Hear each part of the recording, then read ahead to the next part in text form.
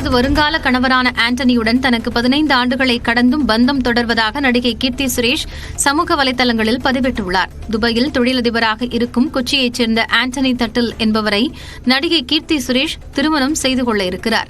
இந்த ஜோடிக்கு விரைவில் பிரம்மாண்டமான முறையில் திருமணம் நடக்க உள்ளது. இந்நிலையில் தனது 15 ஆண்டு கால பந்தம் பற்றி நடிகை கீர்த்தி சுரேஷ் தனது சமூக வலைதள பக்கங்களில் பதிவிட்டுள்ளார்.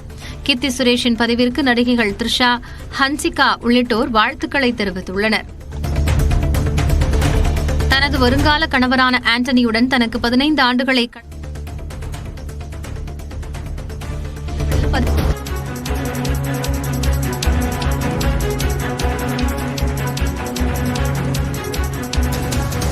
அண்மை செய்தியை பார்த்து வருகிறோம். ஆழ்ந்த காற்றழுத்த தாழ்வு மண்டலமானது மாலை 5:30 மணிக்கு பெங்கால் புயலாக வலுப்பெறுகிறது.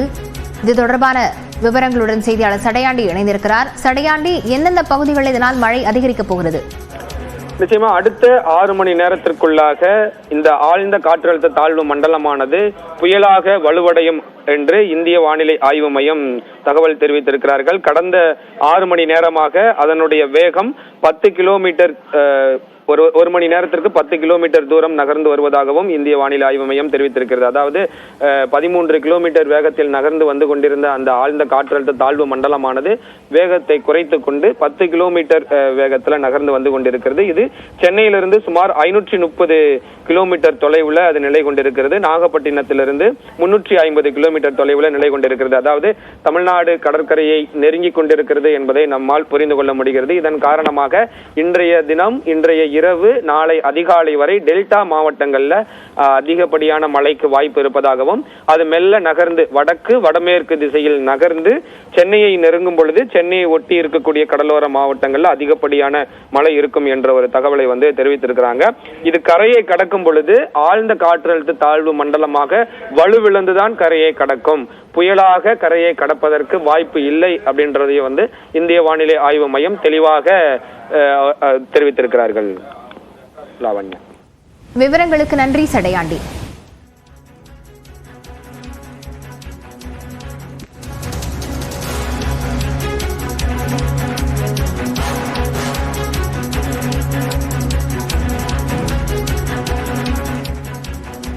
அண்மை செய்தியை பார்த்து வருகிறோம். தஞ்சாவூர், புதுக்கோட்டை உள்ளிட்ட மாவட்டங்களில் 4 மணி வரை மழை பெய்யும் என தெரிவிக்கப்பட்டிருக்கிறது. கடலூர், மயிலாடுதுறை, நாகை, திருவாரூர் உள்ளிட்ட 13 மாவட்டங்களில் 3 மணி நேரம் மிதமான மழை என தெரிவிக்கப்பட்டிருக்கிறது. 13 மாவட்டங்களில் அடுத்த 3 மணி நேரத்திற்கு மிதமான மழை பெய்யும் என வானிலை ஆய்வு மையம் தெரிவித்திருக்கிறது. மதுரை, சிவகங்கை, ராமநாதபுரம், கடலூர், மயிலாடுதுறை, நாகை, திருவாரூர் உள்ளிட்ட 13 மாவட்டங்களில் அடுத்த 3 மணி நேரத்திற்கு மிதமான மழை பெய்யும் என தெரிவிக்கப்பட்டிருக்கிறது.